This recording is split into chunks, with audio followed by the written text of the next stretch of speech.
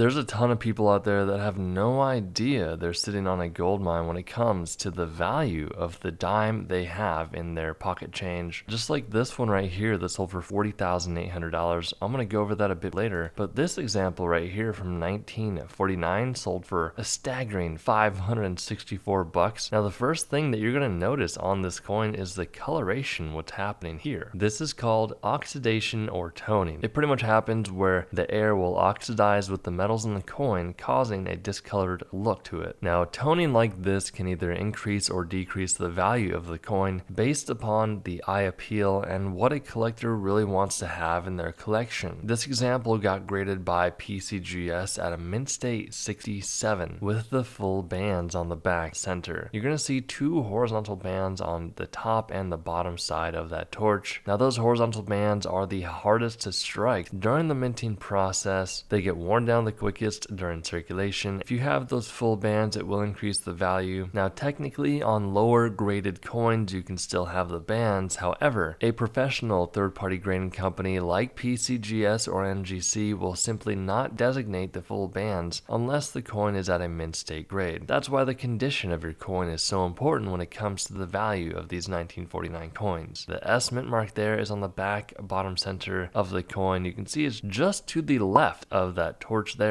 Once again, $564. Now this is a genuine United States Mercury dime. So before the Roosevelt dimes, we had what was called Mercury dimes. Now this little beat up coin sold for $690. It got graded by PCGS at an about good 3. That's a very, very low grade for this coin. Do keep in mind that this is more of a key date for the Mercury dime. 1916 is a good date to have. If you have one, make sure you are not getting ripped off and scammed, because the value of these coins can be very high based upon numerous factors. Here's a cool one you want to watch out for. It's a 1953S 10-cent Roosevelt dime graded by PCGS at a mint state 67. Now this coin has what we call a repunched mint mark. So the mint mark on the back bottom center of the coin was repunched. So if you look very closely, you're going to see there that there is some doubling happening to the appearance of the coin. It is what we call, once again, a repunched mint mark, and it will increase the value of the coin quite significantly. This coin sold for $1,200 because of that high grade and the repunched mint mark. Here we have a coin that sold for $2,040. It's a 2018 D 10-cent Roosevelt dime. Actually, it looks like Heritage and the grading company PCGS misidentified this coin. So at the bottom right hand side, you'll see a P mint mark standing for the Philadelphia Mint, but they called it a D mint marked coin standing for the Denver Mint. So that is a mistake on Heritage and the grading company PCGS. What you need to know is that this coin got graded by PCGS at a mint state 60, and it was accidentally struck on a wrong planchet. Now planchet just means the piece of metal that the coin was struck on. This one is a steel planchet weighing 1.5 grams, and it's 98% iron. Very cool coin here. I mean, if you find something like this, it's something that I would love to have in my collection, and they are very rare and valuable. Once again, this coin sold for $2,040. $5,040 for this 1955 D 10-cent Roosevelt dime. Now the first thing you'll notice on this coin is the very beautiful coloration going on both the front and the back. That toning really can change color based upon the lighting source that the photographer is using at the time. The more vibrant and bright colors you have on a coin, the better lighting that's going to luster that coin up. This also has those full bands on the back center of that torch there. This coin got graded by PCGS at a mint state 68. What likely happened here was a few coin collectors were bidding each other up, trying to buy the item until one of them tapped out and the price ended at $5,040. $14,400. This is one you want to keep an eye out for, because this 1965 10-cent Roosevelt dime has no mint mark, which means it was struck at the Philadelphia Mint. However, this was a transitional coin, so this coin should have never been struck on a 90% silver planchet, weighing in at 2.5 grams. The big thing here is, guys, look for the 1965 10-cent Roosevelt dime, weigh it, see if it is struck on a 90% silver planchet like this transitional coin was, because you could be in for a real treat, guys. This mint air coin graded by NGC at a mint state 62 sold for $14,400. Now here's the coin we've all been waiting for. Now if you haven't already, go down below, click on the link to pick up your completely free coin and currency ebook. It's completely free, like I said, no strings attached. Just go down there, get that. It's going to go over coin grading, coin values, and coin handling. coin. You're not going to want to miss that out. But why did this coin sell for $40,800? It's quite simple. So in 1968, these coins, if it's a proof coin like this, should all have an S mint mark. Proof coins are almost always produced at the San Francisco Mint. You can tell if you have a proof coin by looking at the backdrop or the field of the coin. It's going to look like a mirror. It'll be very shiny like this coin, but what you need to know is that it needs to have that S mint mark missing. Now here's the kicker. There are coins that come like this naturally from the Philadelphia Mint without a mint mark, so they look very similar. The big takeaway is that you need to have a proof coin to have one of these coins. That's why it sold for $40,800. If you enjoyed this video, then hit that like button and we'll see you in the next one.